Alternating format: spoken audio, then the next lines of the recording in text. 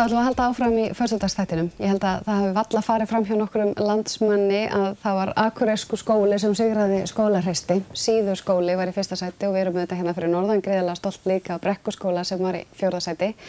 En það var einn drengur sem vakti virkilega athygli fólks fyrir einhvers konar ofurhetju frammistöðu í Skólahreysti. Og við erum fengið hérna bæði íþróttakennaran og hetjuna sjálfa á hækjum samt. Til að byrja með, til hamingju auðvitað með þetta allt saman. Hvernig upplifun var að vera, hvernig leið þér að taka þátt í þessu? Bara vel, sko. Já? Það öðruvísi, gaman. Fannstu fyrir pressu eða? Já, það var mikið pressa, sko. Hvað sögðu jafnaldraðinni við þig fyrir keppni? Bara að við erum að ná þessu, sko. Já. En daginn eftir Skólahreysti, þegar þú ert í sigurvíminu, þá ferðu í íþróttatíma í Síðuskóla. Hvað gerðist? Já, sko, ég bara missteig mig eitthvað í uppsteki þegar ég var í körfubolta. Já. Já. Og komin á hækjur? Já, komin á hækjurnar. Já. Hugsaður ekkert út í það, daginn eftir, hefur þetta verið daginn áður? Nei, það er bara leiðilegt. Já. En segðu mér frá bakgrunniðinu, hvaða æfuru? Já, ég er frjálsar. Af hverju frjálsar? Ég var aldrei mikil hópíþróttamaður, sko. Af hverju ekki? Ég þorði aldrei að taka boltan á fólkinu og var alltaf liðinur og eitthvað. Þú ert svona góður strákur? Já, ég er góður strákur. En frjálsar, þannig að þú ert að blómstra þar? Já. Ég, var að segja þér að ég frétti nefnilega af þér hérna alveg frá síðasta landsmóti UMFÍ. Þar var fólk með kjálkan hreinlega niður á bringu þegar þú varst að taka þátt og rústa þarna öllu sem hægt var að rústa og hetjusögurnar allavega eins og þær komið til mín var að þú í spjótkasti kjasta helmingi lengra en næsti maður. Þú ert svo hógvær að þér ekki að spyrja. Ég ætla að spyrja þig. Er hann orðinn svona íþróttamaður sem að það er augljóslega vert að taka eftir þessum dreng? Já, hann er bara íþróttamaður alveg í gegn, sko.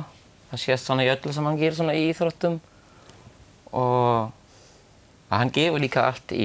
Svo hann hefur alveg hæfileikar og líka kollin í það til að ná árangur og hann er metnaðarfullur eins og hópurinn sem var núna í Skólahreysti.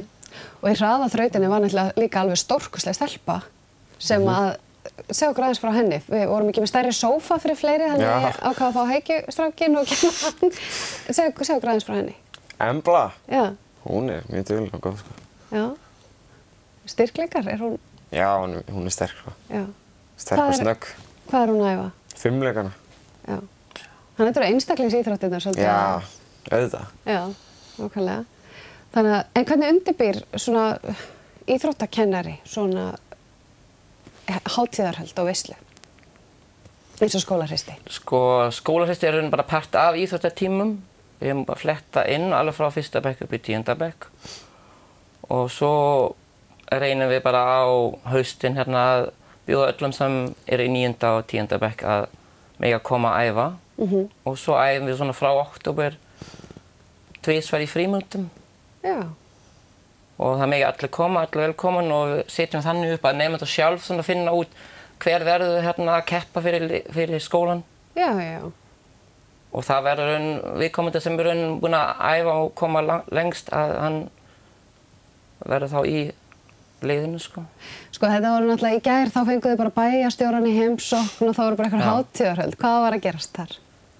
Já, fyrst voru það söngsalur, við erum reglulega söngsalur í skólanum.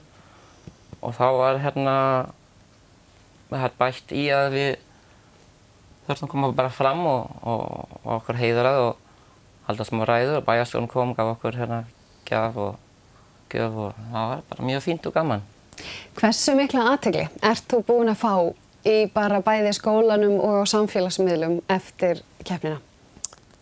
Frekar mikla, sko. Já. Þú veist, allir á ganginu gefa manni 5 og gegja. Hversu mörg snapp fékkstu? Snapp af fólki að horfa til sjónvarpinu og gegja. En segðu mér aðeins, það er smá bömmur núna í gangi út af fætinum á þeirra. Þú átt að vera planið, segðu mér frá planinu þínu. Þú ætlar að taka þátt í? Sko, ég ætla að reyna á lágmarki fyrir Norðurlandamótið. En þú veist, já, Ég veit ekki hvort ég mun ná því. Og það er 20. Já, maí. séns. Og það er bara, ef þú nær því ekki, þá er þetta bara off í bili. Já. En sumarið, hvað ætlar að gera í sumar? Það er keppnir væntanlega? Já, bara æfa og keppa. Ertu með eitthvað svona markmið núna alveg í nánustu framtíð?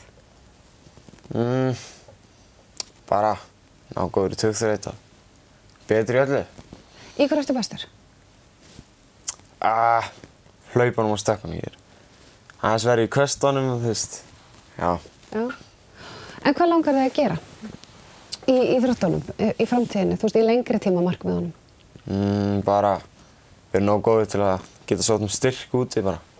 Hvar úti? Bandaríkjunum. Þið langar til Bandaríkjanna? Já. Og fara þar, að styttast í það eða? Þú ert svo ungur, sko, þú ert bara baby, sko. Kannski þú veist 19 ára. Já. 19, ég veit ekki alveg. Þetta er langur tími á þessum aldri. En ertu með eitthvað, sérðu fyrir þér eitthvað Íslandsmet geta fallið í frjálsum, ertu með eitthvað svoleiðis svona pælingar? Nei, ekki ennþá. Ekki ennþá, nákvæmlega. En segðu mér aðeins, hvaða áhrif hefur þetta á svona skólaandan og samfélagið? Sko, þetta hefur mjög mikið áhrif. Og þetta fer alveg niður bara í yngstu krakka, þeir sem hafa líka áhuga og fylgjast með og sjá það og það byggjast upp bæði svona stemmingin, en líka svona maður getur byggt upp svona metnað í krökkum.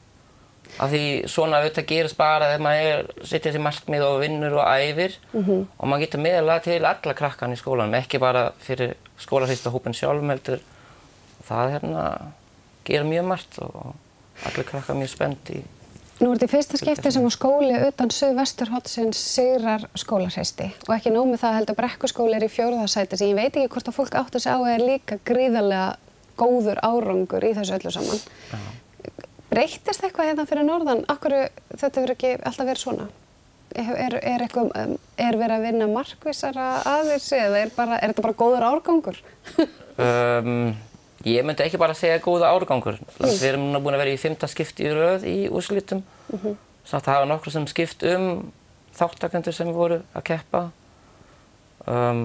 Ég held bara ef maður byggjur upp þennan metnað þá getur maður náð mjög langt og eins og við vitum það er ekki bara í skólahreysti, heldur bara almennt. Að maður er að leggja sig fram í íþróttum, í bara, ef maður er alltaf hugsa einhverju vinnu, einhvern nám eða einhvern starf, ef maður leggja sig fram þá nær maður árangur og maður gerir það ekki þá nær maður ekki eins langt. Hvað leggurðu mikið á því að vinna í íþróttum svona í meðal viku? Í klukkutíma? Já, til dæmis. Bara svona 3 tíma á dag svona. 3 tíma á dag? Já, 2,5 til 3. Það er dálítið mikið? Já, ég veit það. Maður þarf að taka það mikið, sko, til að vera góður. Þannig að það er bara þannig, þú veist, að þú þarft að leggja gríðarlega, en ertu ekkert að missa þá af ykkur? Færðu ekkert svona tilfinningu sem þú að missa af ykkur? Jú. Maður þarf að sleppa stundum að hitta vini og eitthvað fyrir æfingar og eitthvað. Já. Það er þess virði í endan, sko. Nákvæmlega, þess virði í endan. Gaman að fá okkur og til hamingju. Þú verður og þínir liðsfélagar auðvitað að algjörar ofurhetjur og stolt okkar og bara til hamingju með þetta og gaman að fá okkur. Ég vona að fóturinn komist fljótt og örugglega í lag og að verður gaman að fylgjast með þér í frjálsum í sumar. Takk.